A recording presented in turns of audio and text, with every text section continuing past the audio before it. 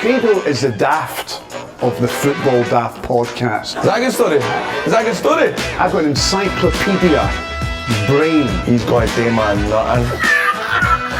Fuck's sake. Why are you a fucking hoot? This is Football Daft. You're a Rangers man. I'm a Hearts man. With Ewen Cameron. I work for Showtime and ESPN. And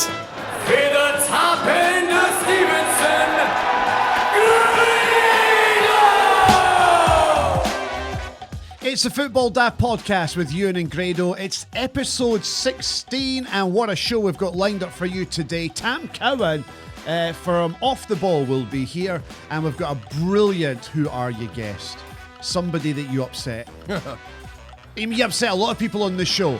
But somebody, you've upset somebody. Oh, no. They contacted me and says, I want to come on the show and I want to confront Grado. I says, well, what we'll do is we'll blindfold him and let's see if he can identify who you are. Is there going to be a scrap in here? It could well be a scrap. Well, I've got the leotard on underneath. You never know when a match might break out, Ewan. And we've also got Iain Emerson from the Famous Tartan Army magazine on the show as well. So it's a jam-packed show. But the first thing that we're going to do today, just like last week. Now, do you remember last week? Oh, no. We talked about Darren Jackson and how he likes to say the word. Listen. Yeah. And we put a compilation together of all the times that Darren Jackson said the word listen when we interviewed him a couple of weeks ago. Hilarious. Last week on the show, who did we have? Iain Durrant. And the song is... He's blue. He's white. He's fucking dynamite. Iain Durrant. You love him. Iain Durrant. I love Iain Durrant. You love- It was my favourite interview. I was delighted. Punters have been in contact with the show again. Do you know what? I've noticed a wee bit this one. Have you seen it on Twitter? Why didn't they pick up on it during the show? I never picked up on it. Honestly, the Darren Jackson one, I was all out like a rash. The listen. As I said, listen. That's why. Listen. That's why I ended up started going. I'm listening. But you never got it. Nah. I got it. Right, So so- I never picked up on this one. No. So many people on social media said, you think Darren Jackson is bad saying the word listen every 2 seconds? Wait until you listen back to Iain Durrant's interview because his word of choice is now. Apparently, he says now way more than Darren Jackson says the word listen. It has also been pointed out to me that Darren Jackson, it's for edit point. It's also been pointed out to me that Iain Durrant says the word now when it doesn't make any sense. When he's meant to be saying the word then, he says now.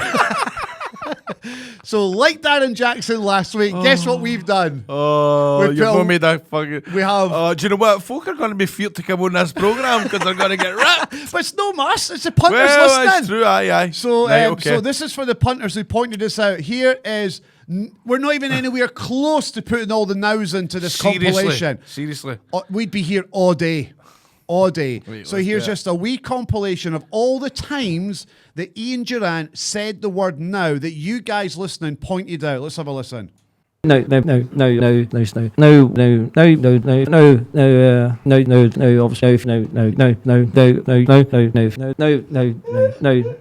no. Now that could have gone on for absolutely ages. Can we just before we did a remix of it, but before we do the remix of it, can we just hear that again, please, producer John and Iain Durrant saying the word now. I need to get my heads up about this. No, obviously,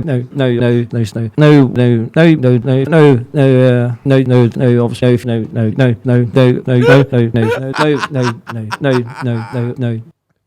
Right. And that's not us putting the same nows back to back. Those were different times in the interview when he said the word now. So producer John came up with an idea. What could we do with these nows that Iain Durrant keeps saying? We could mix it with a song. And what song should we mix it with? We've picked We've picked the perfect song. So this is Iain Durrant featuring To Unlimited.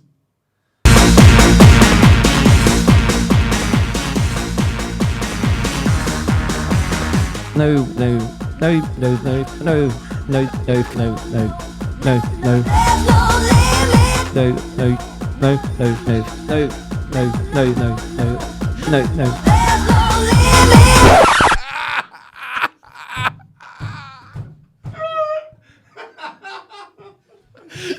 Brilliant.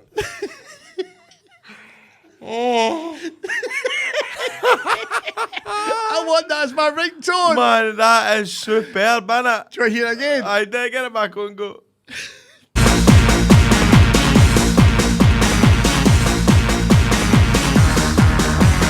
No, no, no, no, no, no, no, no, no, no, no, no, no, no, no, no. Oh, Genius. now you're talking.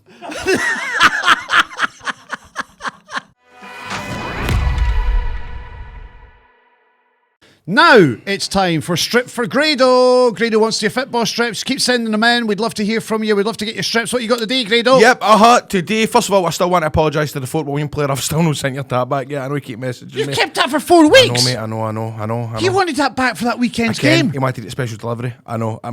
Honestly, I'm going. I'll get. What's the boy's name again? You don't even know his name. I'm right, honestly, Dennis. I'll get it sent up to you straight away. Is it right, Dennis? No. So strip for Grado this week. This strip comes for Alan Muir and all the boys at Law Community AFC, who are a Saturday morning amateur team. They play at the Strathclyde Evangelical Church's Premier Division. They've said that their strip sponsor, Calibar, have just opened a restaurant next door called Fat Yankees, and that, hey, me and you are welcome for a feed. Is that what they've said? That's what I've said, aye. Anyway, so they've also sent in a tracky tap. Oh, I'm in a tracky tap. Right? What's a tracky top? Oh, they've got a tracky tap, that's tidy. So it's a red Kappa. I like the Kappa ones. Bit tight for you. But that's for me to say, you prick. But I agree, did they?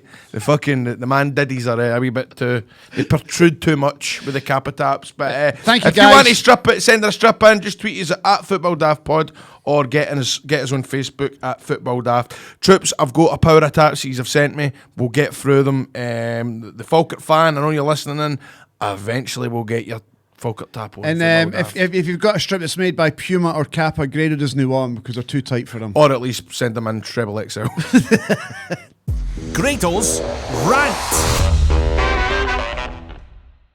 It's rant time now, and I was going to have a little rant about Scotland and the performance against Belgium and Russia, but I'm going to leave that little chat with Tam Cowan when he's here, and also when we speak to Iain Emerson from the Famous Tartan Army magazine. So Grado, again, my friend, it's over to you. What would you like to rant about this week? Done a programme called Des Doesn't Do. I took Des out into the middle of nowhere. Des who? Des Clark. Des Doesn't Do. Clark. It was on BBC Scotland, right? Yep. Where I had to persuade Des that the great outdoors was as great as it was. So I taken him shopping to go camping overnight, 24 hours, in the middle of nowhere, and I'm talking no signal, no toilets. It was cold, it was freezing, we're in the middle of nowhere, man. You know what I mean? I couldn't go on my Facebook or Twitter for an hour. I couldn't speak to anybody. I had to stay all night with him in this tent. Were you camping? Proper camping? I was camping, right?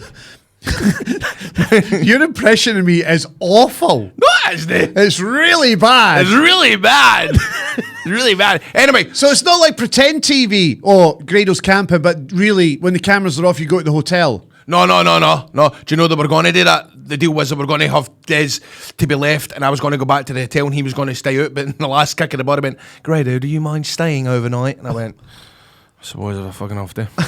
Right. So Anyway, I done it, right? And we stayed all night, and actually it was good. Me and Des got on well. We both liked wrestling. We chatted a lot of rubbish. It was good. Show done well. The last scene is a big shot of the drone, right? Going away for the campsite, and me and him are walking together, and we leave the tents up. See the amount of tweets I got. And a woman, even in Greg's yesterday, says that was a disgrace. He's left the tents up. That's a common thing that's happened. Folk leaving their tents up in the wilderness. Do you think we left the tents here? Do you think we fucking left the tents here? Because I can assure you we never. I can assure you that I picked up the tents, humped them 1.5 miles back to a snidey wee van with everything in it, with all the sleeping bags, all the tent shit, humped it for 1.5 hours, and I'm getting tweets telling me that I'm a fucking disgrace because I never cleaned up after me. I fucking did. I walked 1.5 miles, and I never get paid any more money for it. They should have got more money for people to come and help us, but no, we had a camera guy, a sound guy, and me and Des, and we humped all this shit back, and now I'm getting complaints, I'm getting stopped in Greg's, that apparently I'm fucking up all the wilderness and the environment and all this. The only thing that I do wrong is I'm shite at putting stuff in the rang bins, and I clean my hoop with baby wipes. I'm sorry if I kill a dolphin or two, I'm sorry if I kill a whale or two, but I wrapped up that campsite and I taken it back to the van. I didn't leave it. It's entertainment. It's a show. It was a good shot. It was a good shot. I can't get a fucking sausage and bean pasty without being stopped and getting told. About you killing the planet? Aye. How many dolphins have you killed? Probably a fair 4 or 5.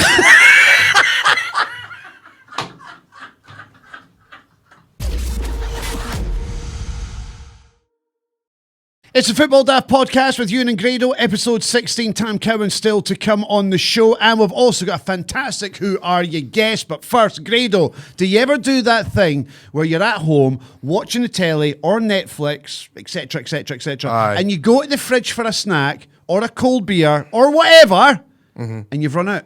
It's a bit of a nightmare, isn't it? Oh, I hate it, man. Sitting there in my breaks watching Gemma Collins. A lot of folk don't like. I've got a lot of time for her. There was only 5 episodes in that series. I wish it was meant, to be honest with you. A lot of folk hate her. I find her quite entertaining. You watch Gemma Collins? Love her.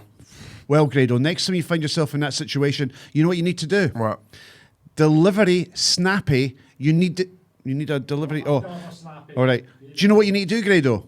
I've got the answer for you, right? You got an answer for me? So you're never left short again. And if you are left short... Because I hate getting trackies on and coming out in the Exactly, flip-flops, exactly. jumping in the motor to go to the garage, I know, because I I end know. up buying fags. You need a delivery snappy, don't you? And you want that delivery as quickly as possible. Aye. You need the Snappy Shopper app. Tell me more. I'm going to tell you more. It's a quick way to order beer, wine, food, snacks, toiletries. Baby wipes for my hoop. Baby wipes. Yeah, baby wipes, yeah. And you'll get it delivered from convenience store to your door in under an hour. You get whatever you want in under an hour. That is... Oh, no. You don't need to get out the house. I'm going to use this all the time. So even toilet roll, Grado, because you do have a bowel problem. Yes. You've got IBS. IBS. Yes, so if you've run out of toilet roll and you can't be bothered leaving the house to go and get some new toilet roll, you need to get in contact with the Snappy Shopper app. They will deliver it to your house. Chide. They've launched this in Renfrew and in Dundee, and the good news is it's going to be Scotland-wide really soon, and all you need to do is download the Snappy Shopper app from the App Store or Google Play, and you can get more info at snappyshopper.co.uk. Can't wait for my first order. Trifles, baby wipes, Yorkies, Tatty Crisp, Dips, McGee's Pies.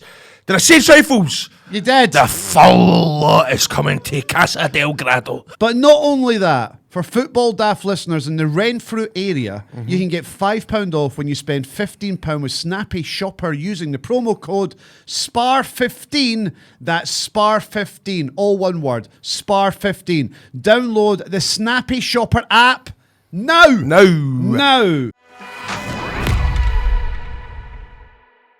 It's the Football Daft podcast with Ewen and Grado. It's the day after the night before that was a shambles. It was Scotland losing 4-0 at Hampden to Belgium. Yes, they're the world's greatest team. They're the number 1 ranked team on the planet. But I think I'm more upset at the way that we lost to Russia on Friday night. So 2 defeats. It looks like the European Championship qualifying campaign is over in regards to the group stages. But we've still got a wee chance when it comes to the Nations League playoff semi-final, which is in March. And we're delighted to have on the line with us Iain Emerson, Famous Tartan Army magazine. Are you the editor? I'm the editor of the world famous Tartan Army magazine. I'll get that up there. That's a good plug. And Iain, we have known each other for a number of years. We've spent quite a few nights out all over Europe following Scotland. We won't talk about that because what happens...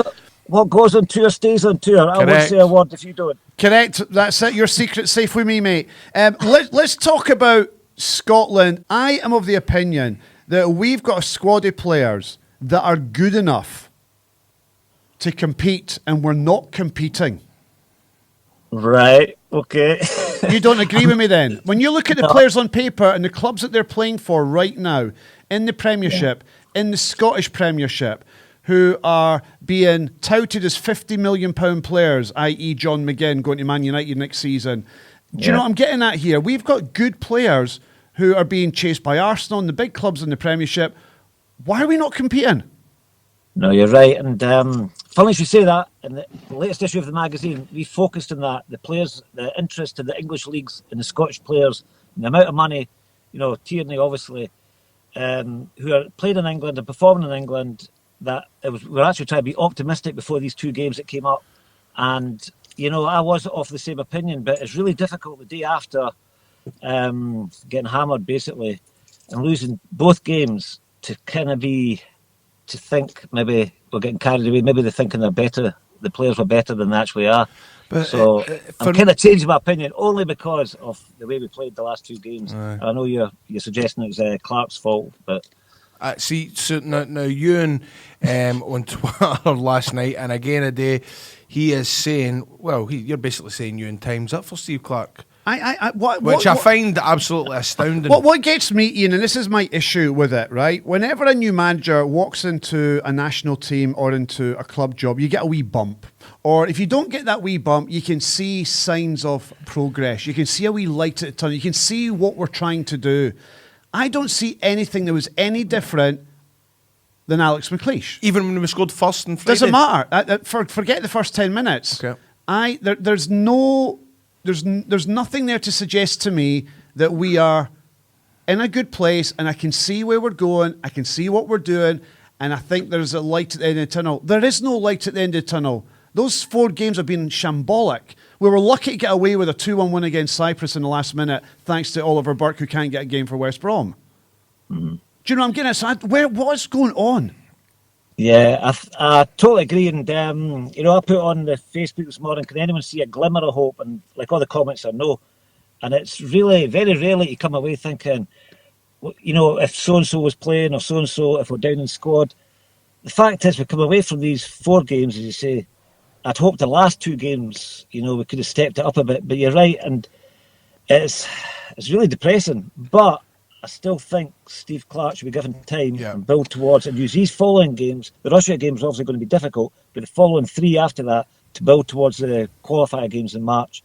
And I can't see how a manager can do what he did with Kilmarnock and not be able to do it with Scotland.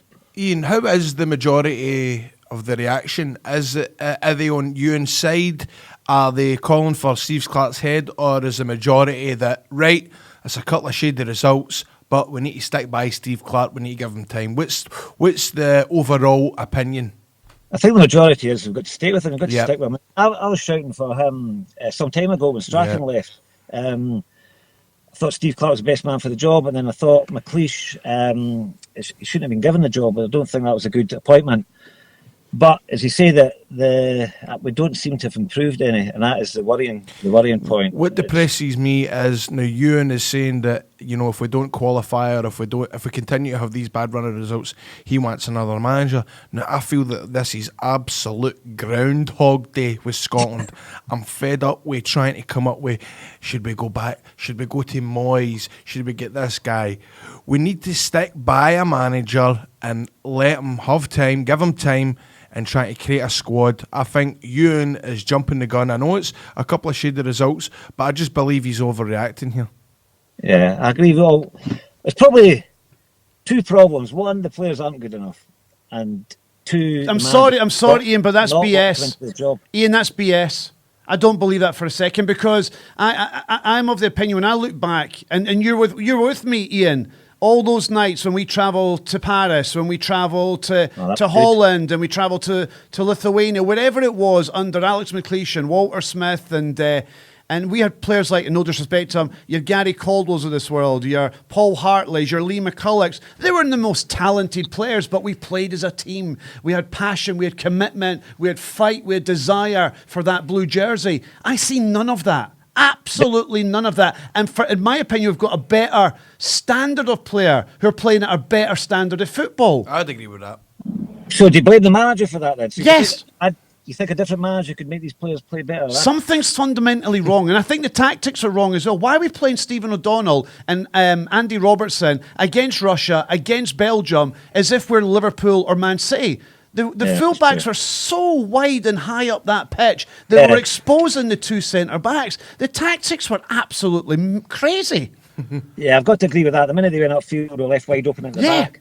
But I mean, I liked Gordon Strachan, and Strachan made his mistakes as well. But I think he near the end, he was doing outstanding for Scotland. He was. So if you give Steve Clarke the time to try and mould his team and get his tactics, and he's played, one of the best team in the world.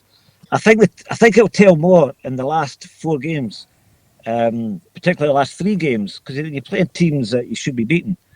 We're not at the standard like we used to be. I mean, we're all brought up in an age where Scotland are actually compete with the best in the world, and even when we had Dalglish and all that, we never actually got to the qualifying stages. Ian, do you think there's an issue with some players no having that desire that there was there 20 odd years ago to pull on that jersey? Do you think there's an issue with players that maybe see playing for the national team as a hindrance rather than an accomplishment? The be all and end all. Do you know what I mean? I know what you're saying. Do you think there is that element? I think there's a hint of that. Do you think that, Ian? I think definitely, because And if it's you think depressing, the man. money that's floating about, these players are getting an absolute fortune for playing football. Yep. And you know what happened with John Kennedy, when he went away and got injured for his playing for Scotland in a friendly game. It's for them. I don't think the passion is there for some of the players. I definitely don't think it is. From the days of Billy Brenner, Dennis Law, Dalglish, all these players that do anything. You're saying these players, but you've got to remember, right? We've got players that are 20, 21, 22 that are no used to seeing Scotland at the major tournaments, so they've no had a taster. Brazil '98, they've no had a taster. Euro '96. Aye, they don't. That's no built into them as much as what the players 20 years were, and I think that's an issue as well. They've grew up through the Hartley era. The players playing. What do you call them that missed the sitter there? The action is brilliant. Ewan. What do you call him? Chris Alawimu. Chris Abalamu. That's ingrained into them compared to players back in the day. And what we grew up with. Aye. Yeah, aye. I'm going to ask you one final question before I let you go. So I agree with you. Let's give Stevie Clarke the opportunity with these next 4 games to build a team that can then change your opinion, right? For fuck's sake, you're No. What I mean is, I agree with you. I'm okay. Okay. That's what people believe. Okay, let's go with that. Right. Let's go with what you're suggesting. Right. Let's give Stevie Clarke these next 4 games. Right. The qualification process for the groups has gone. So let's use these 4 games to prepare for the playoff semi-final against Bulgaria or Finland in March. My question to you is this, Ian. When we get to the Nations League semi-final at Hampden and we don't get out of it and we don't get to European Championships or we don't even get to the final, does Steve Clarke's job, does Steve Clarke keep his job? I've got to assess it by how we played and who we played against and how the performance. It's going to be by the looks of it, will be Bulgaria at Hampden in the semi-final, then likely Serbia in the final. If we're not beating them and getting to the final, he needs to lose his job. I don't think you can say that until the games have been played. Yeah, you can. I'm telling you, if we don't get to European Championships through the back door, Steve Clarke has to go. It's a disgrace for Scotland if we don't do it. But you've got to take it into how's he done, how's he performed, how's the players coming on, what's the development like? Is it, and it's not just the national team. It goes deeper than that, obviously, with the whole structure that we're not producing the players. It's been happening for too long now. It's just depressing, isn't it? But yeah, I don't know. I can't say sack a minute we don't qualify. Ian, do you know what? It's harder not to qualify yet. We're going to end up doing it. I know we need to change the rules. We need to change the rules a bit more and let more teams in and more, bend it. Just change the rules so Scotland can qualify. Just let us in. And just another wee reminder of how bad it is. We're second bottom. We're only San Marino below us. That's how bad and that's how far we've gone backwards. It's absolutely shocking. And then all the tournaments are missing out in the Tartan Army, and the Tartan Army haven't won any awards. And see if Northern Ireland had a striker that wasn't Connor Washington, they'd have beat Germany last night. That's how far behind we are. Yeah, they're out there competing at the top table, and we're not. You get me depressed. I was feeling. Tell me about it. I've got to pop with this guy every week, mate. No, but it is. You know what? It's a struggle being a Scotland fan.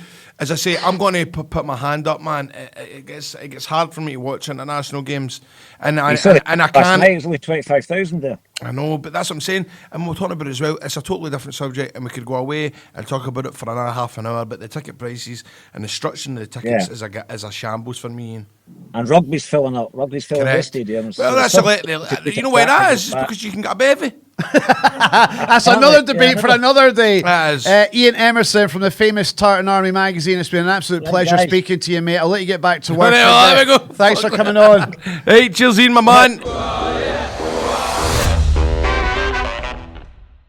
It's a Football Daft podcast with Ewen and Grado, and it's a feature that you love and wanted us to bring back. It's Who Are You, where we have a mystery guest in the studio, and all Grado has to do, a blindfolded Grado, is to figure out who the mystery guest is. And today's mystery guest is a fullback at Partick Thistle Football Club. Now, those of you who are a regular listener to the podcast will know that we discussed this a couple of weeks ago when talking about Partick Thistle's a great win against Ross County in the Cup. Winning by 3-2, and one of the goals that was scored in that game, the winning goal, was from their fullback, James Penrice. And James Penrice is in the studio with me today. Hello, James. Hello. You are 20. I'm 20. You're young, and you're a footballer at Partick Thistle. You scored an amazing goal against Ross County for the winning goal.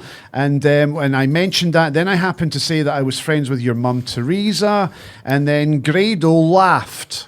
Yeah. And laughed. and you thought he disrespected your mum. Just a wee bit. Just a wee bit. Mm-hmm. Didn't want to be hearing that on the radio or the podcast. So see when you heard it and you went into training, what happened? Just the kind of the boys were talking about it, and it's not nice to hear your mum on the podcast or people talking about your mum. So And Grado was looking at pictures of your mum as well. whoa, there's a line crossed right there. Wow, that is not on that. I'm not happy with that. No, thank you. Not happy with that. How long have you been at Partick Thistle? I've been at Partick for 5 years. Oh, you've been there. So you've been there most of your football career then, have you? Yeah. So when did you break into the first team? I made my debut when I was 17. Wow. And then had 2 loan spells and came back, and I played every game last season. So And there's quite a bit of talk around you, Mr. Penrice. Are you aware of the talk that's about you just now? No. How good you could be and where you might end up and what might happen with you in the future? Yeah, Do you buy into any of the talk and the rumours and all the bits and pieces that are flying about how good you are and how well you're developing? nah, it's just game by game. That's all. Are you enjoying yourself at Partick Thistle? It's brilliant. Do you want to move? Nah, I'm just I'm happy just playing football, and I just want to develop. Hearts need a fullback. They do indeed. Yeah, I think the boy Hickey's Hickey's doing all right. he's doing very well. Yeah, So yeah, you and Hickey could. Wallace Papatch, something like that. Aye. Something like that. Yeah, Aye. you're a Rangers man. I'm Rangers. Yeah. That was when I was younger, though. I don't really support now because I can't really go into the games, but I was when I was younger. Well, Grado will be delighted to hear that you used to be a Rangers fan, but you're not happy with him, are you? No, not at all. No. What's your plans while you're here? I don't know, maybe have a wee talk to him, sit him down, see what's happening. First of all, I want to see. I'm not happy with these photos that are getting shown. That's a step too far. You just went, as you do. I mean, I'm sure you've done it as well, James. You go and you Facebook stalk. Okay. And you have you done that? You must have people that you've heard of or that you know. You would not people's mums though. That might be a step too far. Don't know. That's definitely crossed the line. So right. So shall we get Grado in here? Definitely. All right then. Are you ready to do this? Yep. Let's see how long it takes Grado to identify who you are. James Penrice, left back for Partick Thistle, is our Who Are You guest today. Unfortunately, his mum can't be here because she's away training at the fire service. That's lucky for Grado. Because she would have battered Grado. Right, let's get Grado in here.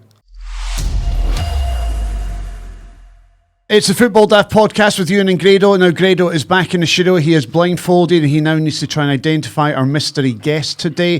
First things first, unlike last week when Ian Crocker was on FaceTime, this week the mystery guest is in the studio with us today, Grado. Yeah. So, as always, the first thing you have to do is lean into the mystery guest and have a smell. Lean in, mystery guest, so that you can get into your neck.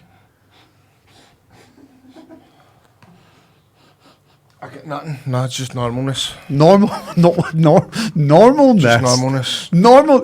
This person smells normal. What does normal smell like, Grado? I don't smell any, unless it's, as I say, it's the... Don't make excuses. What's normal? I fucking don't smell something. It doesn't smell of nothing. I don't smell nothing. So does it smell like the wash? Does it smell like Nah, it doesn't smell like Anything. roses. It doesn't smell like frozen chips. It doesn't smell like fucking... anything? Nothing. Right, do you want to take a hold of the mystery guest hands, please, my man? You're wearing... Oh! Is it a guy? Is it a woman? I don't even know. Are you waiting not to see? That's big cons. I want to touch there. Yeah, you can touch there. Yeah. Oh. So it is a male, you're right. Do you think the male is young? Do you think the male's old? Oh! Six pack! The fucking six pack! It's a six pack! Oh, it's a six pack! Do you know, so you say it's a male and the male works out clearly. Clearly works out. Are you impressed by his physique? Well, do you know what? A couple of times I've said before, oh, this guy works out and all that, and they take him off, and I don't really know that big, like that Colin Cloud guy. I was going on as if he was like a big bodybuilder, but really he was built like a toothpick, you know what I mean? But this is, hold on. Your muscles, tension your muscles. Oh, Christ. Is he solid? To have arms like that, mate. To have arms like that. How old? 20s. 20s. Would you put a number on it? 25. How old are you? 20. 20. Now that you've identified it's a male and it's a young male, Grado, you can now ask this male any question you like. Do you play football? Yes. David Templeton. At age 20. Age 20. David Templeton. Do you play in the SPFL? No. Did you play in the SPFL? A couple of seasons ago. What happened? The playoffs. Did you play for my favourite team? No. Are you chewing gum? Because I can fucking hear it in the air. Yes. Could you stop chewing the chewing gum? No. I don't like you. I don't like you, though. You prick!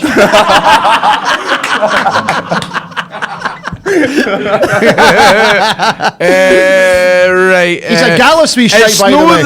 It's no the Fort William football player that's sent the tap, because I've still not sent that tap Nah, back it's yet. nothing to do with Fort William, that. I'll give you another clue. Right.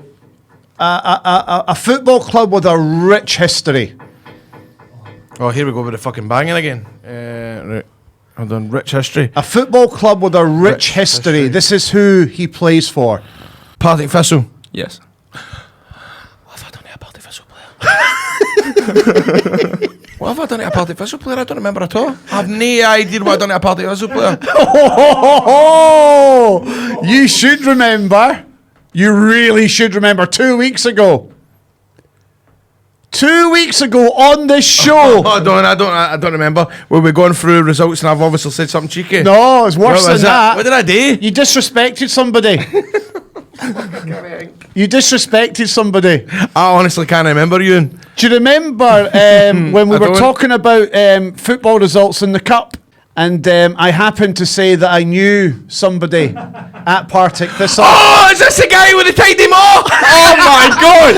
Hey, there's a line cross there. That is no chance. You can't say that. Mate, I'm sorry, I can't remember your name, but all I know is that your mom's unugly.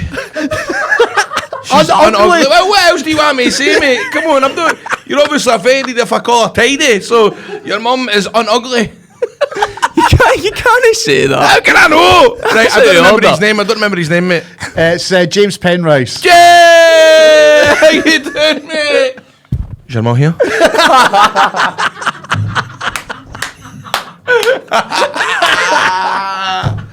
Brilliant, man. Brilliant.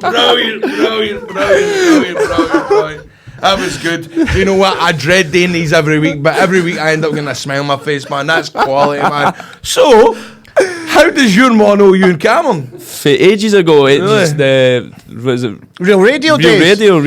We did What age are you? I'm 20. How's Kenny Miller, by the way? Good player. Aye. Good player. Young lad, played all the games last season. Like your trainers, by the way. Can I say the same for yours? Out.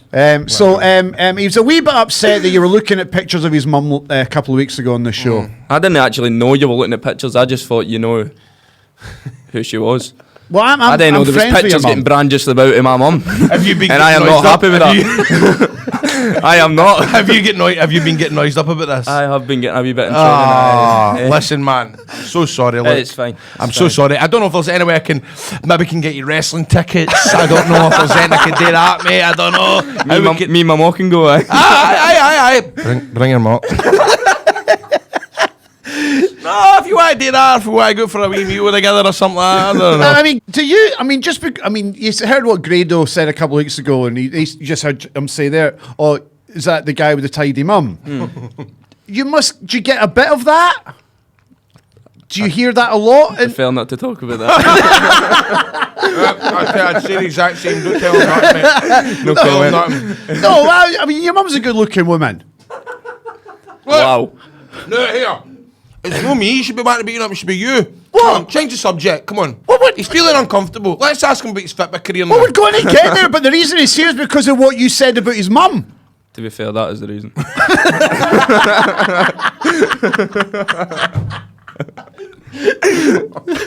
What do you want to say, Grado, by the way, in regards to the show a couple of weeks ago? It's By a the way, shame your mum can't apologise, be here. apologise. Well, yeah, I mean, I don't know. Are you looking for an apology? I was kind of looking for an apology. As I came here, I wasn't sure what was really said respect. behind the scenes. Found out that there's photos being brandished about now. And if Well, you they're both of you no want scuds, to so go don't worry. outside, we can both go outside. I am alright with that. Listen, me man, there's no scuds or anything like that. It's all just pretty normal. Come on! Hey, come on! Well, you're fine. And do you know what? I mean, I've been friends with your mums for a number of years, and I've been kind of like, I've heard about your football career. That doesn't even sound good, does it? I know. It does, mate. And actually, you actually look a bit like Ewan.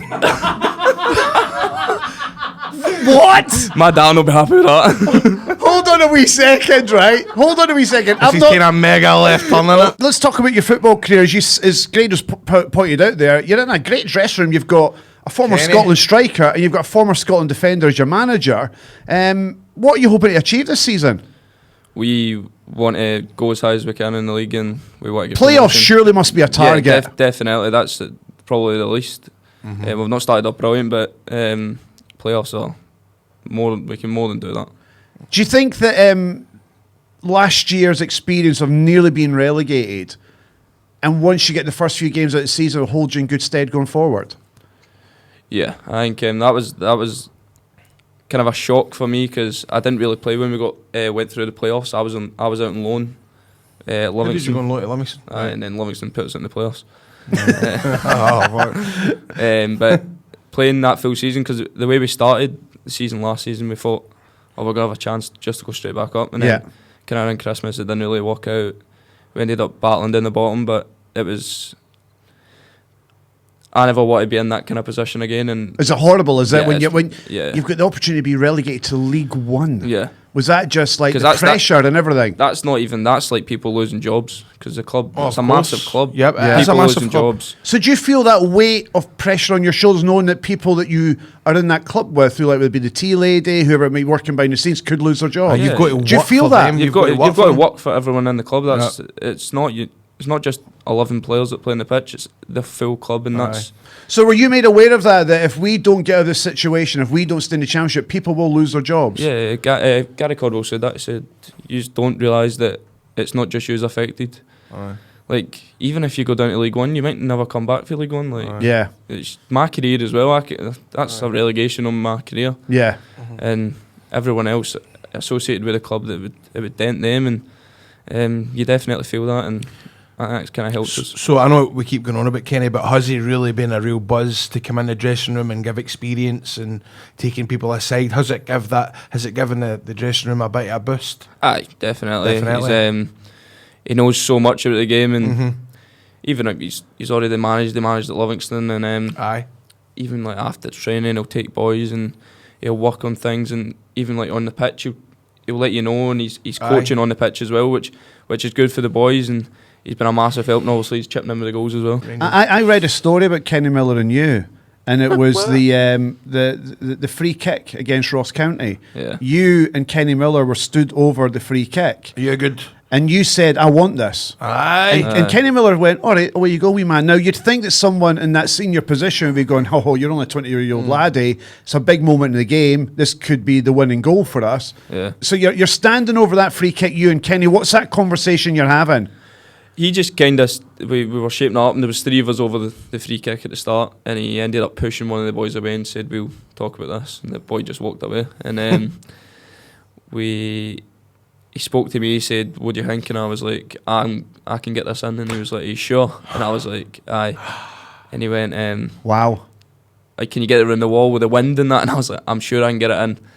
And then obviously I've stepped up. So did Kenny just walk away right away? He went, that's fine, just let me. That's amazing, isn't it, Greg? Jig up, and then put it in and ran away. I done my knee slide, and he ran in and he went, listen to your old dad. That's brilliant, man. That's brilliant. Superb. That's really good, man. And because Kenny had that trust in you, you must have felt 10 feet tall. Oh, yeah. Because you'd expect a senior player of his calibre to kind of like take control of the situation. He did, but he gave you the opportunity to take a free kick. That's a brilliant wee story, that. That is a great story.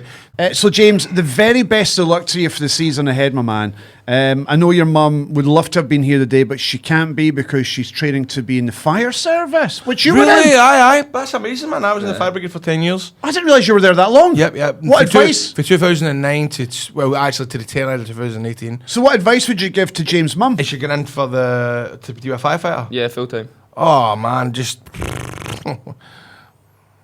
Thanks, Grado. Aye, and you can keep that advice, all right? You can use that, all right? I'm fine with you spreading that. James, it's been a pleasure meeting you, my man. I remember meeting you when you were just a wee boy, years and years and years ago, at a real radio event when your mum turned up and you were there, and it was some exercise thing, military exercise thing. Yeah. Cool story, bro. And it's good to see that you're doing particularly well at the football. You're doing well at Partick Thistle. And what's the dream? Is the dream to get to the highest level possible? To be the very best? Yeah. To win the SPFL with Partick Thistle. To get promotion, first of all. Thistle stop 10. And I think we'll end it there. James Penrice, been a pleasure, my man. Cheers.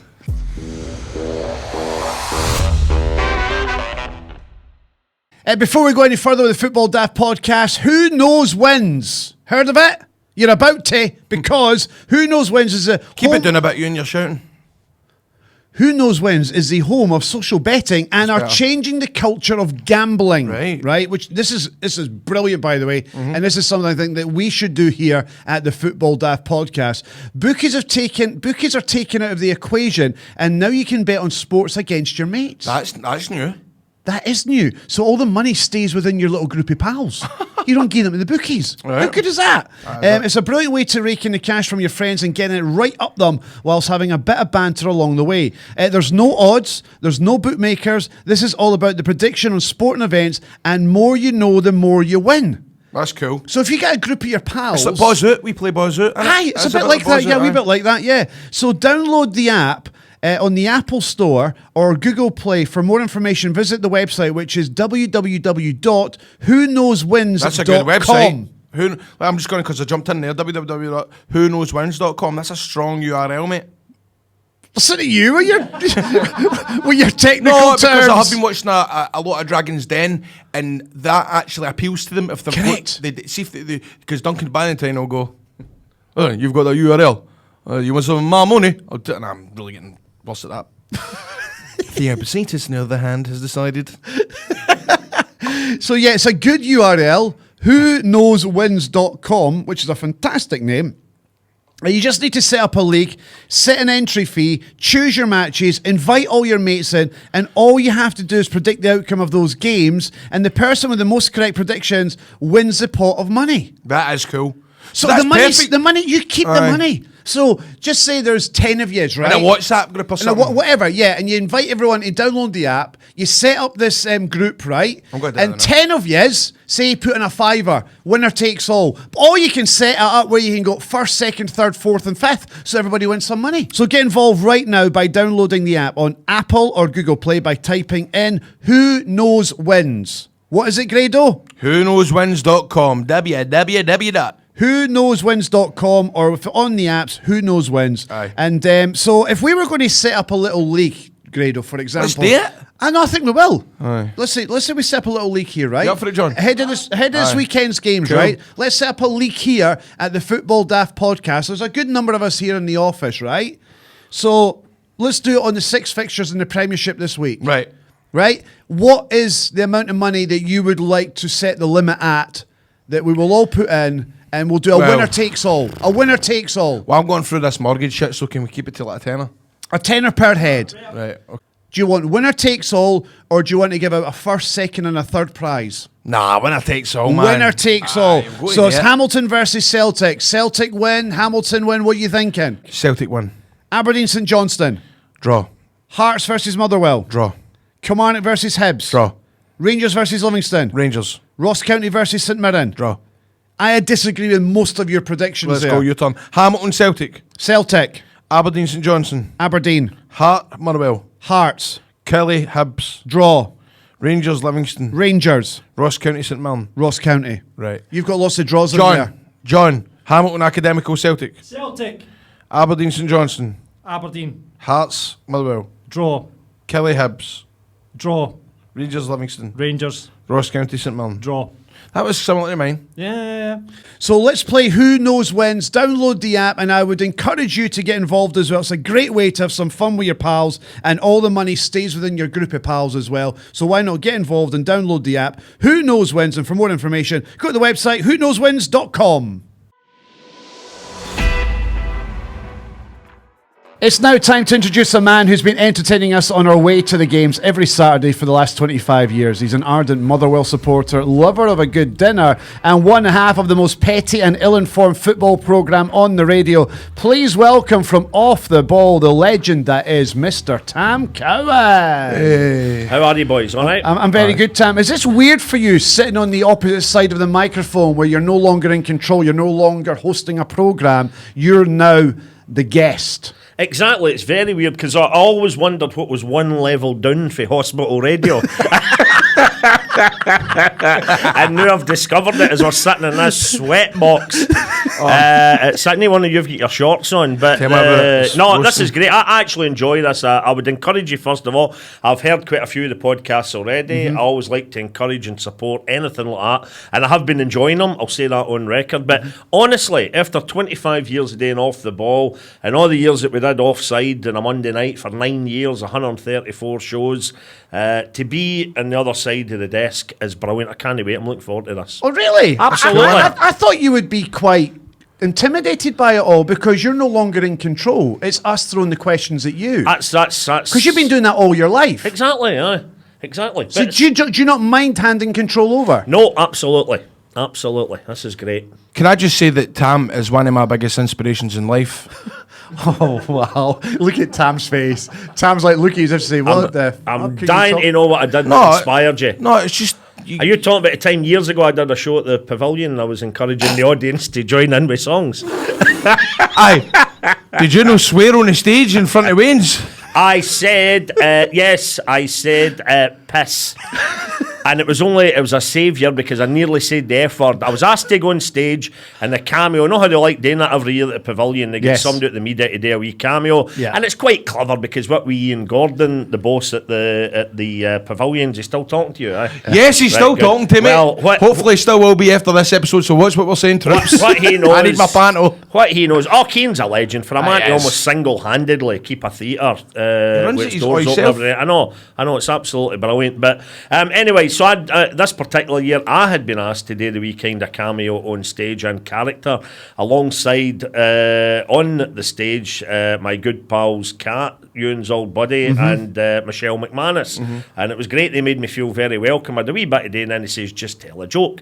And I was thinking, because Stephen Purden was there, your wee buddy, I thought I better do a joke that relates to him. So I said, I saw Stephen coming out the Braehead shopping centre the other week, and he was struggling a wee bit with his purchase, and I say, Stephen, do you want me to give you a hand with that flat screen telly, and he said, piss off, Tam, that's my Kindle.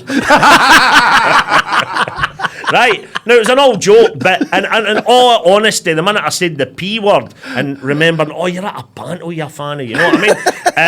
But I, in a way, I congratulated myself because I'd only ever told that joke with the F word. So my brain had managed to downgrade it one. Yeah, that's not bad. In front of a family Congratulated audience. yourself. But I still wasn't pleased with myself because you boys, I was asking you about the language rules, if there are any, what parameters you have on a format like this.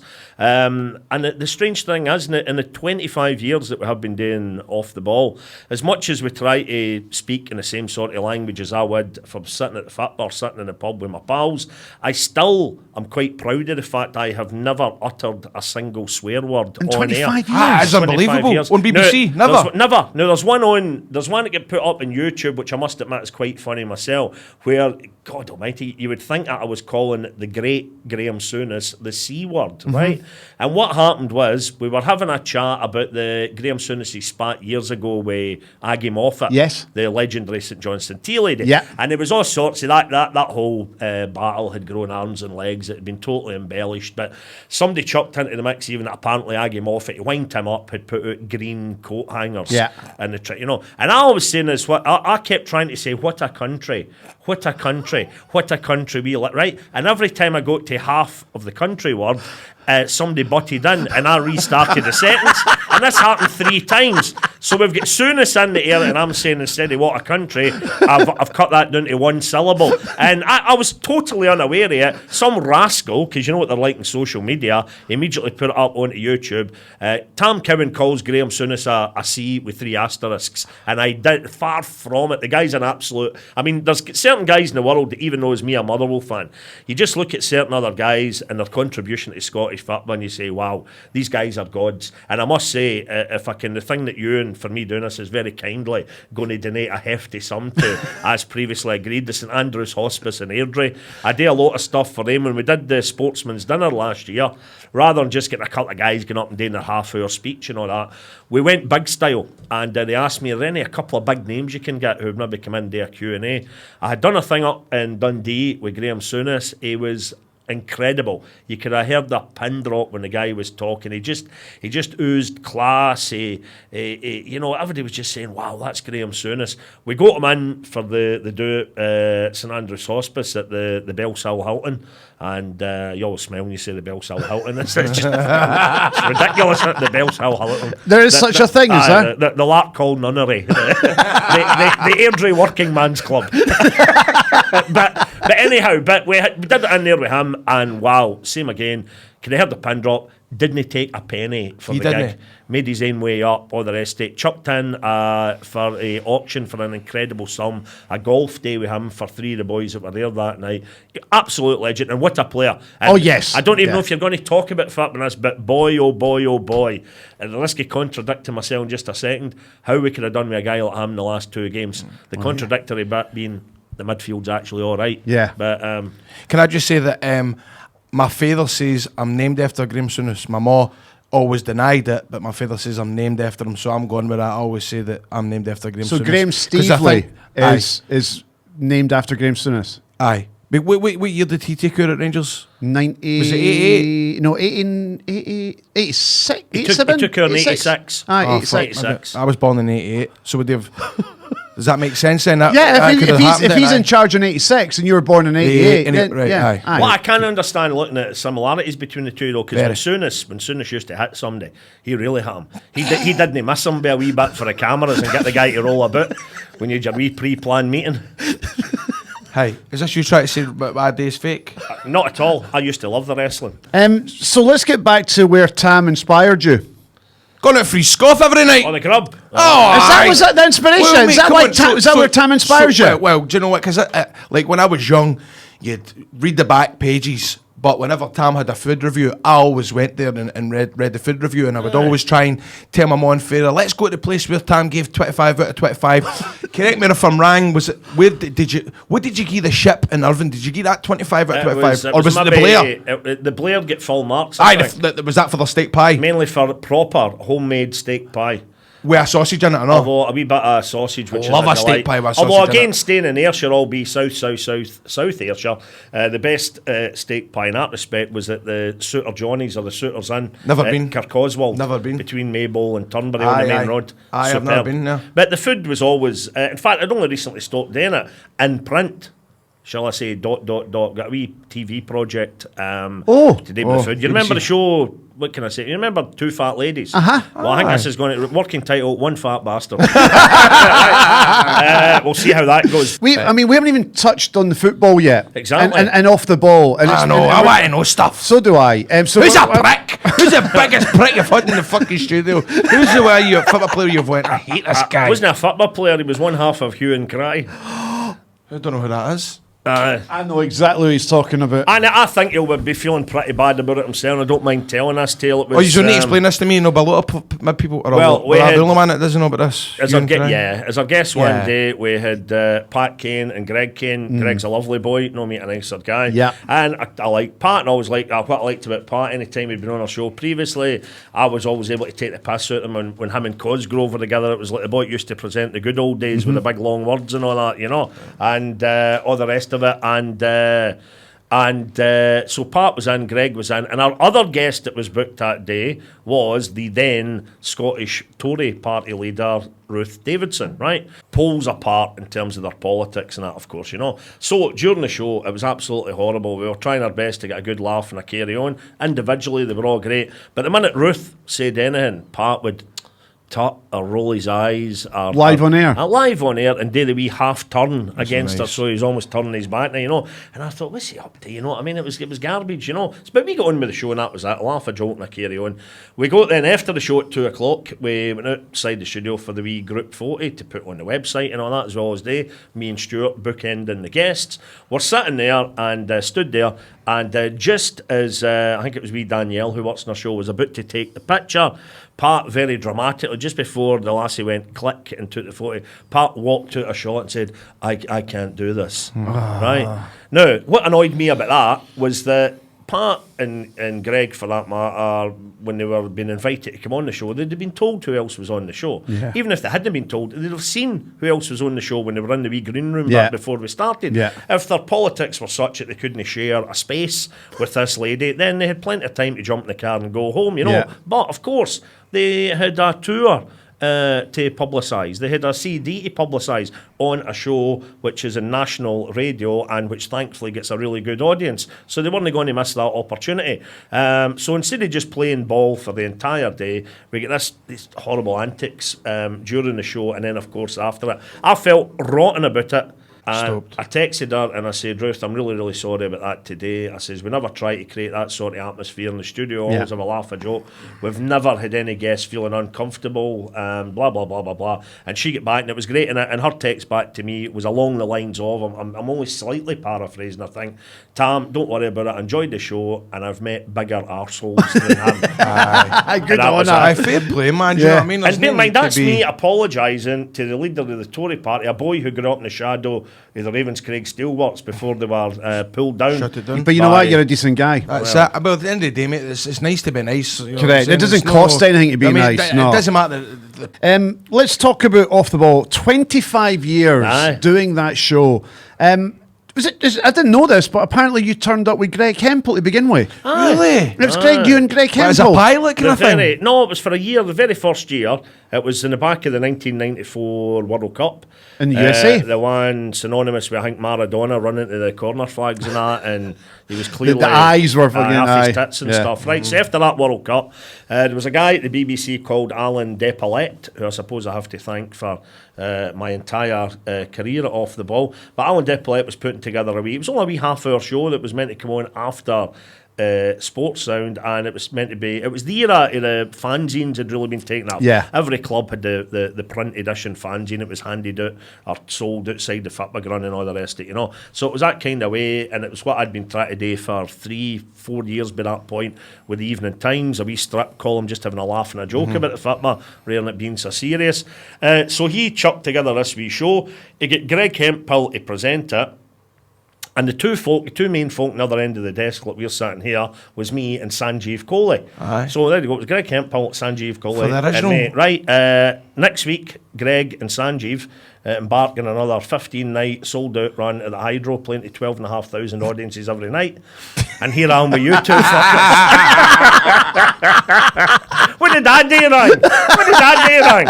No, but the success that they've enjoyed is absolutely brilliant, and I'm certainly no moaning about anything I've done. I've had a hoot day and all the stuff that I've done. Do you still enjoy working with Stuart? Oh, aye. And you know why? Why has that worked? I'll tell you why. It worked for the outset when what happened was in the storyline, Greg and Sanjeev, by their own admission, they weren't right into the football I was. I was certainly the only one around the desk in that first year it went to games. I had a season ticket Clued and all up. the rest of it, right? So it was great. They weren't really that bothered with it. The powers that be thought, we'll bring in Stuart Cosgrove, big football man. He'd only recently done hugely successful book Hampden Babylon about Scottish football, which was an absolute belter.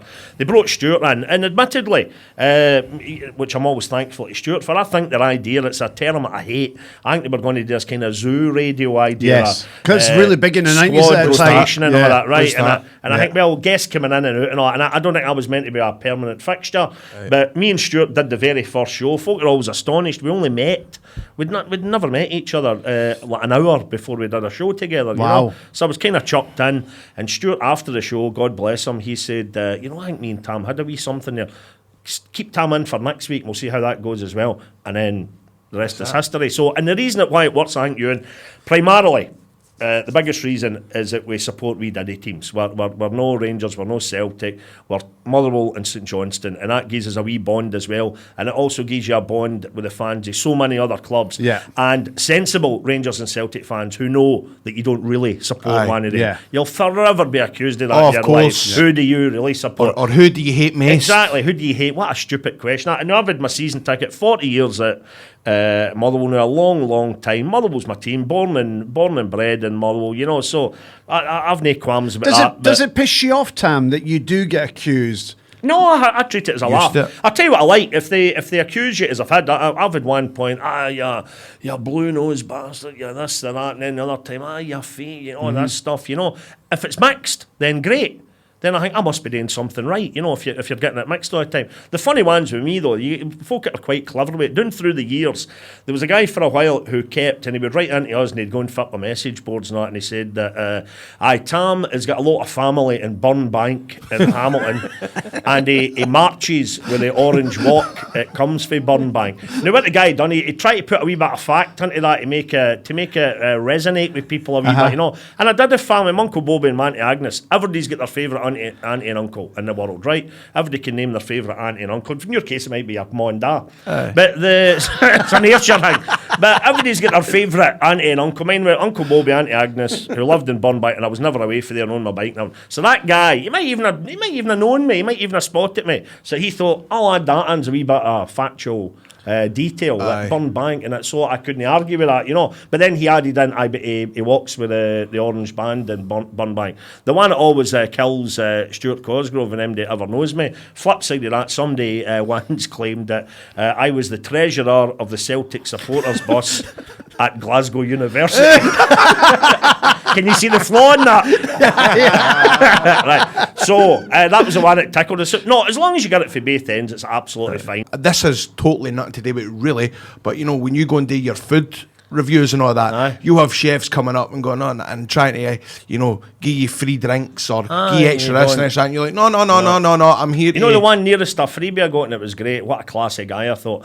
When Nick Nairn, brilliant chef, I had reviewed his restaurant. It was way back in the Daily Record days. He had a fairly short-lived restaurant, unfortunately, in the West End of Glasgow, Woodside Crescent, just in off the back of Charing Cross. And I'd gone there. It was actually the editor, Jan, the editor of the magazine at the time I was doing the reviews. We were in there, Nick Nairn came out, and he says, "Oh, is this a review then, Tam?" You know, and I says, I would never lie to folk. I says, "Aye, it is, Nick, that's that." I says, "Aye, everything's been grand, thanks very much," you know. And when he came out with the bill, I did get the bill. He says that there's no charge, but there's a receipt anyhow. The wee double receipt, and that was it. So I was able to get that through my Eckies, you know what I mean? And that was, I don't mean Eckies the way you know them in Ayrshire, I mean expense forums, okay? But anyhow, that was the nearest. But you'd get folk trying to own it. Yeah, you get folk trying to own. I heard this was only recently. I thought, wow, I almost doffed my cap to them. There was apparently, and it's three or four different restaurants. I heard this for the past. I hadn't heard it for a while, but it happened again recently. I don't know if it's the same couple doing it, but there was a couple who went into a restaurant in Edinburgh recently, finished their meal, and as they were coming out with the bill, the woman of the couple said, and they're in about their 70s, said, "Oh, that was really good. We'll need to tell our Tam about that." Mm-hmm.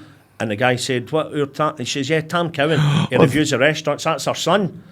You're kidding me on. And then the guy then wavered. He says, "Oh, will you tell him to come in?" And he's all right. "Oh, did you really enjoy it?" Yeah, we loved it. All right, on the house. And away they went. And apparently this has happened at least 4 other restaurants. And I'm dying to know if it's the same couple or somebody's brilliant. just, you know. So that's fabulous. I get the time where I was offered cash. And me and one of my pals had been sitting there having a meal, and the meal was all fine and all the rest of it. We finished it with a wee glug of red wine left. And I said, just for me to see what everyone else is like. I paid the bill and that was it, done. Notepad away, that's the end of the review. We went through to the wee bar, and as we're sitting there, all of a sudden this guy appeared, very flustered face and all that, clearly just come in the door. He was clearly the owner, and I'm guessing he'd had a wee call from one of the members of staff who might have clocked me, might have known who I was. "Hey, by the way, I think that Tam Cowan guy's in." "All right, I'll bear the now. He's the gaffer, no one to miss a trick." So the guy comes in. "How you doing, Tam? I says, "I'm all right, my mate. How you doing, right? What's that you're drinking there?" I said, "It's a house red, mate," right? He says, "Oh, house red, right?" And he's away, disappears, comes back with one of these big stoury bottles of vintage red wine for the cellar kind of things, you know. So he's "Do you want a glass of this, boys?" And I says, "Why not?" And I'm thinking, the review's done, fine. If he wants to get me a drink, fine, you know. He's no buying me, my notes are complete. So he gets the wine and all, you know, and he's guzzling. I could tell he's a wee bit nervous, so he's guzzling this red wine. And then after a few scoops, he stands up. I can see this like it was yesterday, and he kind of pats me in the back, slaps me in the back, and says to me the killer line, "We're all businessmen, aren't we, Tam?" And I said, I'm not a businessman, mate. I'm not, no. And he said, you know, and he walks up, and this was priceless. This was great. He walked up to the gantry. We're sitting in the high stools in the wee bar, but facing into the gantry, the wee bar, if you can picture that. He goes behind the bar. And this is something I'd only seen in all black and white film. The picture that was up behind the bar, he slid it out the way, and there was the wall safe. No way! And he went click, click, click, click, click, click. He opened it, big packs of money in it, right? And he stood there and he kind of waved to the money like Carol Smiley and Wheel of Fortune showing off the fridge freezer, you know what I mean? He just went like, da-da! And he didn't have to say another word. He was basically saying to me, "Good review, help yourself." Seriously? You know? And I made my excuses. I said, and I wasn't lying about that, because I was getting a train. I says, "Mate, I need to go. I've got a train to get back here. The run, I need to be doing it Waverley. I'll see you later. I'll see you know." And I went away. And you know what I thought? I thought that was a great wee example here. I'm telling the story many years later. I thought the guy was just a bag of nerves. The guy even himself maybe thought that it might not have been packs of money, but the guy maybe thought that was the done thing. Yeah, that's what you had to do. The guy might have thought, "Oh, wait a minute, he's already paid for that. If I'd have been here, I wouldn't have allowed him to pay for it, even though that's what I always did." Yeah. So he was just trying to do something, right? But he'd gone way, way, way overboard. But I never mentioned a word of it in the review, because actually, for the sake of his staff, who were great, it's their livelihoods, the chef and all that, I wasn't going to tarnish it. See, I got asked today. But I get 15 grand. Oh, I'm not fucking stupid. You can now tell us. Do you know what always plays in my mind, right? What do you call him that owns Sports Division? Sports Division? Scotland's richest man. What do you call him? Sir Tom Hunter. Oh, Sir Tom Hunter, right? yes. He says to you, my wife's having her birthday, and somewhere in I think it was Lido, one of the buzzword places. Right, he says, "Is there any chance, Grado, you can come in? You know, we're going to have a dinner. We'll get like a prayer on you. Come in, do the dance and all that." just hang about for 5 minutes, and I'll put a wee bit of cash in an envelope for you. Of course, I couldn't do it because I was night shift with a fire brigade that night, and nobody would work for me. And it forever sticks in my mind. Sir Tom Hunter, billionaire, what would he have put in that fucking envelope for me to dance like a fanny, like a prayer in this fucking restaurant in Presswater Troon? It might have been a pair of trainers. Well, that's intriguing, isn't it? But somebody with that level of wealth. I know, what would he have gave me? I'm still raging at the bastard the fire brigade that never fucking stopped the shifts with me. Let's talk football. We've got to mention it because it's a day after the night before Scotland getting humped 4-0 against Belgium, losing 2-1 on Friday night to Russia. That's that part of the qualification process over. Stevie Clarke's start as a Scotland manager hasn't got off to the best. Normally you get a wee kind of like bump, that new manager bump. Yep. It's not there, Tam. Happened, no. Why? We don't have the players. Simple as that. No, we do. Well, we don't. See, I disagree with you. I think we have got the players. Well, we've got about 40 decent guys in midfield, but it seems we don't have somebody that can score a goal at the top end, and the central defence isn't that great as well. No. The whole defence last night wasn't great, but they were up against smashing players. As I said, ever since. This wasn't in the back of the Russia game or in the back of the game last night. Since the 3-0 pumping by Kazakhstan, I said Steve Clarke should now, when he get brought in, he should use the remaining games to fashion a team for the playoff, because that's our only chance. So what he should do now, it's all friendlies effectively now, but with a serious edge to them. In March. Because he's got to say, right, what is my best team? Let's fart about. For this next game, I'll try Lee Griffiths here and I'll put James Forrest out there. For the next game, let's just try, I wonder if McBurney would work there with maybe Ryan Christie just sit and have him. No, whatever ideas that man's got, because he deserves to get there, he deserves to be in the position he's in. Every man in their dug was wanting him as a Scotland manager, and I find it quite alarming, a wee bit cheeky, that the amount of people that are now wanting to pick holes in his squad selection, his tactics and everything. Ewan Cameron. He's bought the right, he's earned the right to do whatever he wants. However, for folk that say, well, it was at Kilmarnock he did all the decent stuff, I wouldn't be beyond ripping up the turf at Hampden, putting in a shitey plastic just in case that's the thing that's holding them back. You never know, but no, I would well, here's the thing though, Tam, and this is what pisses me off and really annoyed me last night, and I went on a bit of a Twitter rampage last night. I was critical of the tactics. I was critical of the way that Stevie Clarke went about the matches against Russia and against Belgium. And yes, I think you're right. He deserves the right to be given the opportunity. And I think you're right. I think we should look at these games as preparation for the matches in March, which is a semi-final at Hampden against Bulgaria or Finland. But I don't agree with you when you say we don't have the players. I did a comparison last night of the Northern Ireland players and the Scotland players, the Welsh players and the Scotland players, and the Republic of Ireland players and the Scotland players. And you know what? Very few players from those squads would get into that Scotland team, because our players are playing at a really decent level in the Premiership in England, at Celtic in Scotland, and with the best clubs in the Championship. Maybe the only way to discover. So clearly it's a however the team's been set up. Right. And do they want to be there?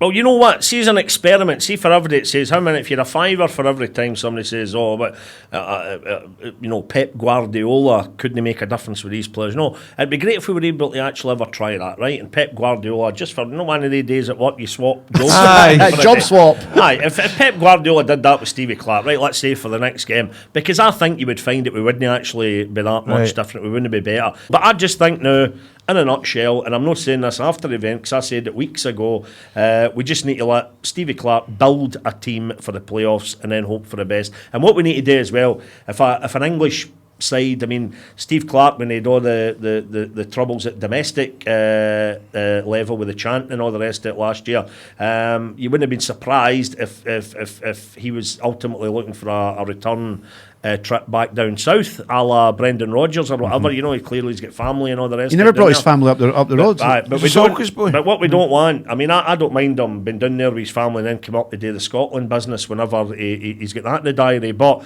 I think we need to make sure this time at the SFA don't just punt him or bow to public pressure or anything like that. If we don't get in via the playoffs, because I think we need to look for him to be there long term. That's our only chance. So let's keep chopping so what you're saying right now, right? So these next 4 games in the qualifiers, treat these as friendlies. Treat these Win, as lose or friendlies. draw, let's just back the manager. Yep. Right? We get to the playoffs. Yep. And even if we don't make the Euros through the playoffs, Yep. which is through the back door against Bulgaria and possibly Serbia in the final, he should continue Scotland manager. Absolutely. We can't Absolutely. escape. And I'll tell you what, we treat these Well, like I'd say, friendlies. and I'm sorry, if he does not get us to the Euros through the back door with a semi-final at Hampden Right. against Bulgaria or Finland and beat Serbia, You're drawing him. he needs to go. Right, and who Right. you putting in? Fuck it, Craig Levine. Who you putting in?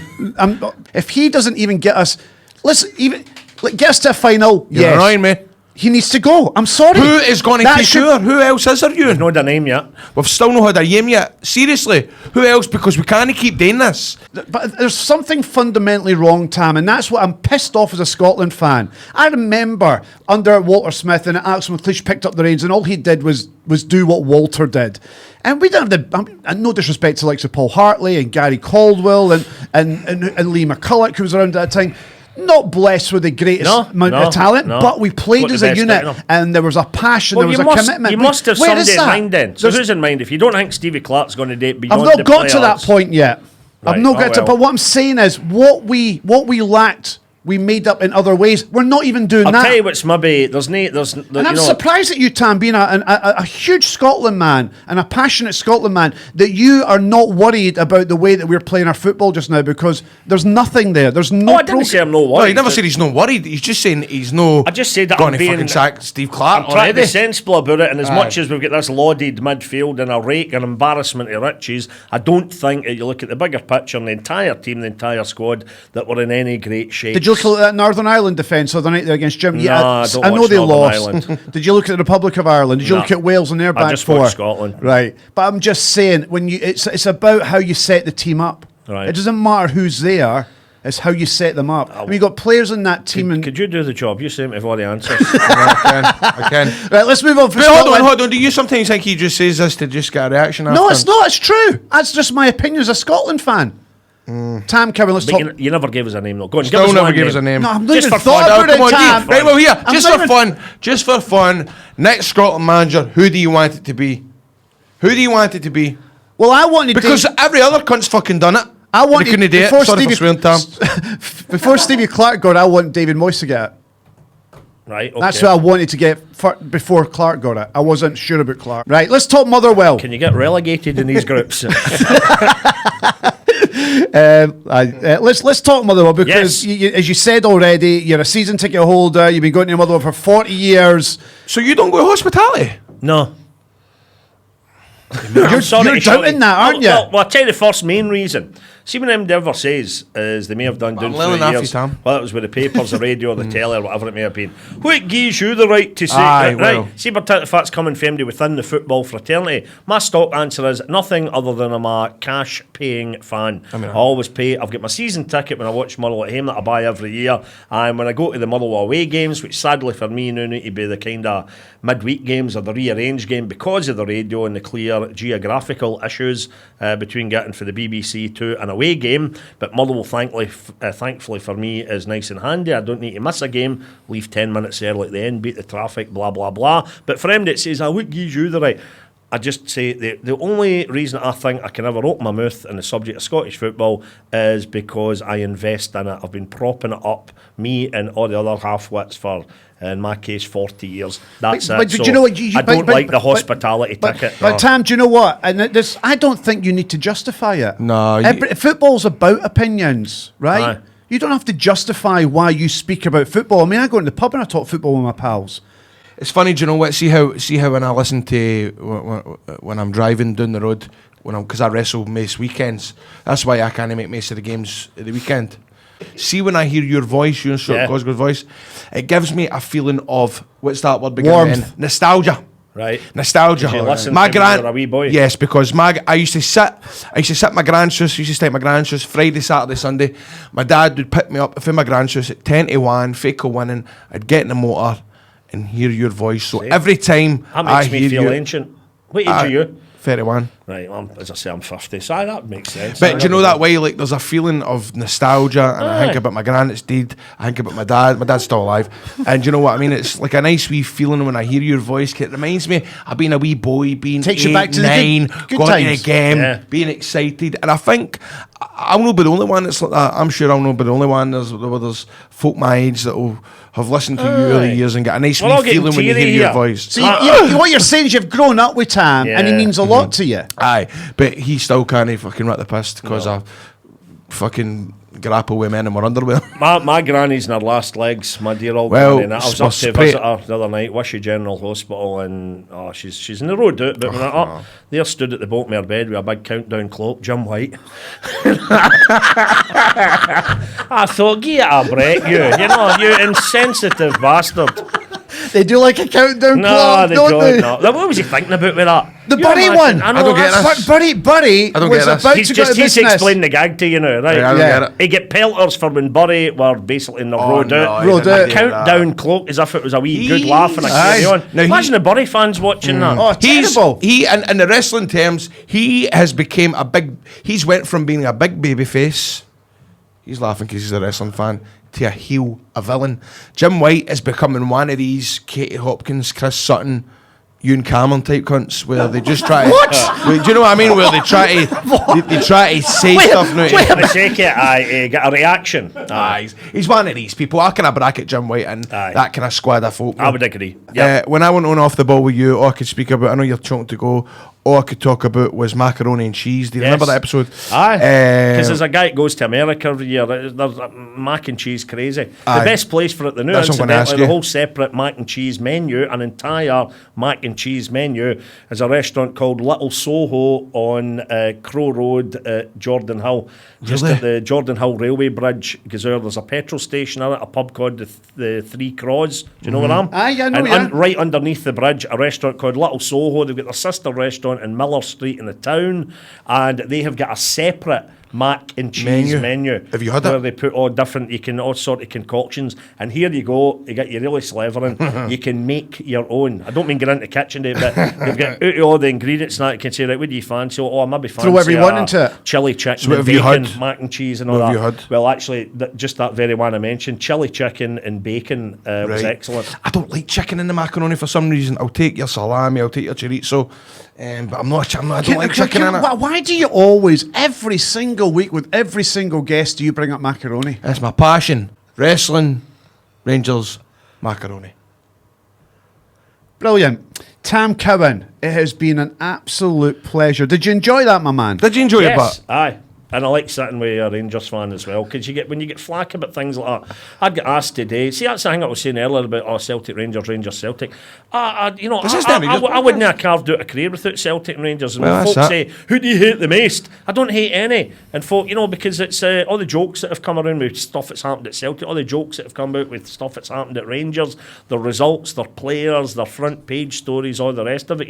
And even when Rangers had all their troubles and all that, I remember helping out that do. And it takes you back. Well, you mentioned macaroni about 10 times there.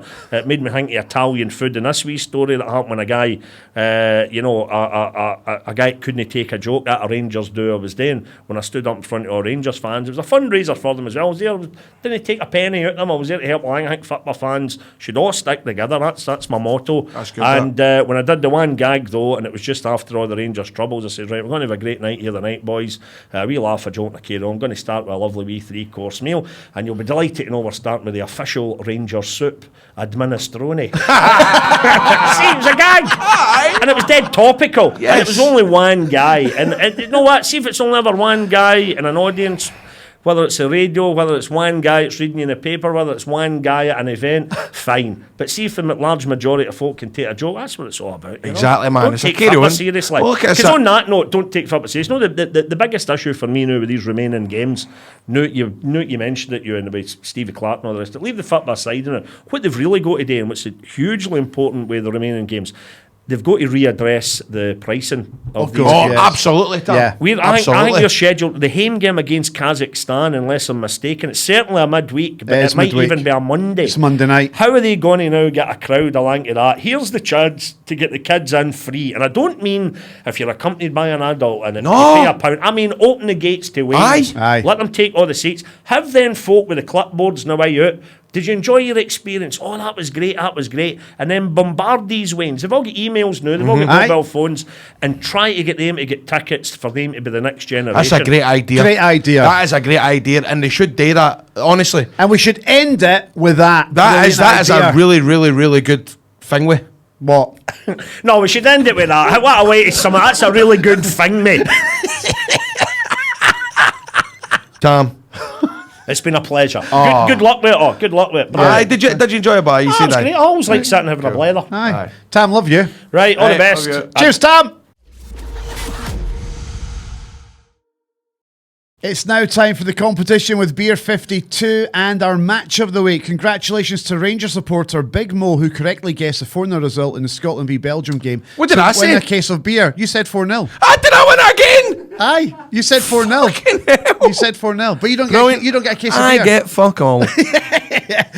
This weekend there's a full card of fixtures on Saturday, and our Beer 52 match of the week is Hearts versus Motherwell. So to win this week, all you have to do is guess the correct score. Everyone who gets the right score will go into the draw to win the beer. You can enter by commenting on the link on the Football Daft Facebook page, or you can tweet your score at Football Daft with the hashtag free beer. Winners must be over 18 and stay in the UK. So there's your chance to win a case of beer with Beer 52. Just predict the result for Hearts versus Motherwell on Facebook and also on Twitter. Grado, you're pretty good at this. What's your prediction, mate? Nothing each. Hearts Motherwell, nothing each. Are you serious? Aye. You sticking with that result? Nothing each. Okay. You can't win the beer, though, if you get it right, unfortunately. And you can get free beer from Beer 52 as well. Isn't that right, Grado? Tell us all about it. All you need to do is go to www.beer52.com/daft and we can sort out 8 beers if you just cover the full 95 for the postage. And as an added bonus for the Football Daft listeners, you get 2 extra free beers. Now you're talking, that's total of 10 free beers. Your box will be sent next day delivery and will contain beer from all over Europe. I've just tanned all of my beers. They were brilliant. The mango one was quite good. It was mango milkshake. It was a beer. You'd think it'd be rotten, but actually it was quite tidy. It's a monthly subscription service for beer. Beer 52 don't hold you to ransom, so you can leave at any time. So just go to beer52.com/daft to get your first case of 10 beers for free. That's www.beer52.com/daft. That's it for the Football Daft podcast. Our thanks to our guest, Tam Cowan. Off the balls, Tam Cowan was sensational. To Iain Emerson from the Famous Tartan Army magazine, who's just as depressed as the rest of us after Scotland's performance over the last few days. And also, big thank you to the young lad from Partick Thistle, the fullback that is James Penrice. Unfortunately, his mum couldn't be here, much to Grado's... he was upset and disappointed that James's mum couldn't be here this week. So are you, it's your pal. Yeah, but I've known her for years. So thanks for coming in. And anyway, so what I want to get to the point is, before we leave, we want to hear your reviews, troops. If you listen to Apple Podcast, review it. Please review it. We've had a number of great reviews on there. You got any reviews? I've got some reviews here. We've got one here from Angry Sparrow, who's given us 5 stars. He says, love it. Have tuned in since episode 1 and absolutely love it. Used to love the football phone in, but it's Grado's patter that makes it. Cheers, mate. Great stories from the guests. Never miss an episode. We've then also got we've got a 1-star rating from a guy called No Whelan, and his review is: this is one of the worst things that humanity has ever done. Is that all he says? No Whelan. You're getting a fucking rolling slice, you.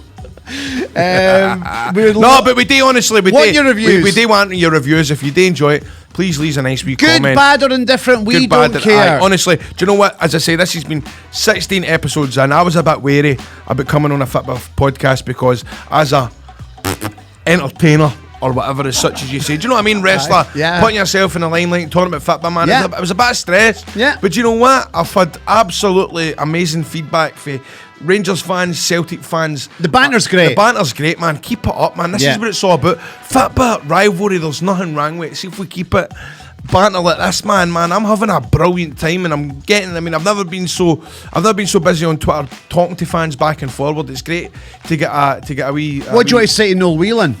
Get it fucking right up you. Grado, guess what? Right. You've been daft. You've been football. It's yourself. Remember that. Tune in next week.